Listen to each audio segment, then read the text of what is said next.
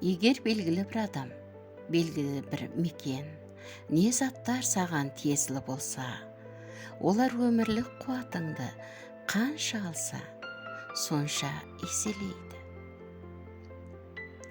Егер ниетің таза болса, сен ұмтылған дүние саған ұмтылады. Егер ниетің таза болса, сен ұмтылған дүние гүл ашып, ешбір қысымсыз жайқалатын болады.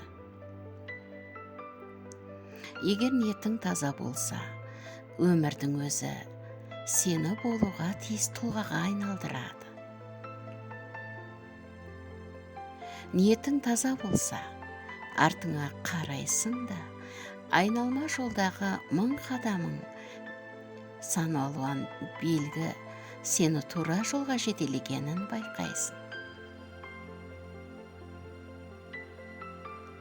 Сен үшін ең дұрысы осы болғанын пайымдайсың.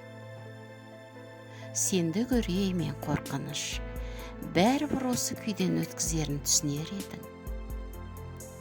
Ақырында бұл жол сен үшін маңызды болғанын, өмірдің тосынсыйы болғанын, саған лайық қиындық болғанын мойындайсың.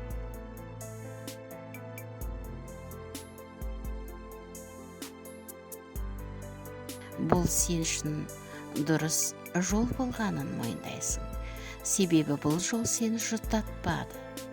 Саған өмірді түсінуді үйретті. Жан дүниеңді байтты.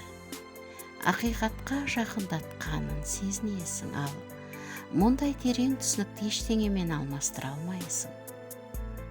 Егер ниетің таза болса, сен шын сүйесің.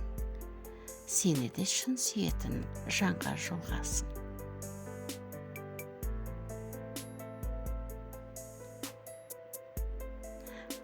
Авторы Енжа, аударған Шынар Әбілда.